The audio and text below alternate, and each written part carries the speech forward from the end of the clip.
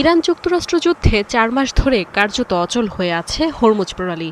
সম্প্রতি শান্তি আলোচনার পর বিশ্ব বাণিজ্যের গুরুত্বপূর্ণ এই জলপথ সচল হলেও পরে তা আবার বন্ধ করে দেওয়া হয়। এতে প্রায় $১২৫ বিলিয়ন পণ্য নিয়ে আটকে আছে ১২০০-র বেশি জাহাজ, যেখানে দীর্ঘ সময় ধরে আটকে থাকায় মানবিক সংকটের মুখে প্রায় ২০,০০০ নাবিক, যার মধ্যে চাকরি ছাড়তে চাচ্ছেন ১১,০০০। তথ্য বলছে, সংঘাত চলাকালে ক্ষেপণাস্ত্র হামলার শিকার হয় ৪০টির বেশি জাহাজ, নিহত হন অন্তত ১৪ জন নাবিক। ক্ষতিগ্রস্ত জাহাজের বেশিরভাগই ছিল তেলবাহী ট্যাঙ্কার, যার জন্য এরই মধ্যে বিমা দাবি জমা পড়তে শুরু করেছে। এছাড়া দীর্ঘ সময় ধরে আটকে থাকায় নষ্ট হওয়ার শঙ্কায় ঔষধ, হিমায়িত খাদ্যসহ অন্যান্য পণ্যের ক্ষয়ক্ষতি নিয়েও আসতে পারে নতুন দাবি। তথ্য অনুযায়ী গেল সপ্তাহে হরমুজ পাড়ি দেয় ৬৯টি জাহাজ। আগের সপ্তাহে এ সংখ্যা ছিল ২৪।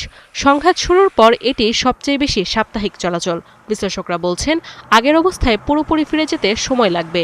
এর মধ্যে বিকল্প রুট ব্যবহারের পরিকল্পনা করছে বহু কোম্পানি। কেউ আবার ব্যবহার করছে ওমান উপসাগরমুখী বন্দর, কেউ বা লোহিত সাগর হয়ে গড়ে তুলছে নতুন পরিবহন ব্যবস্থা।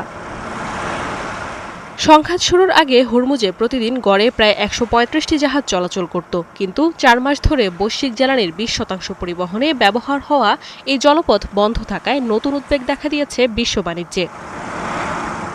নাদিয়া ইসলাম তুলি, ৭১।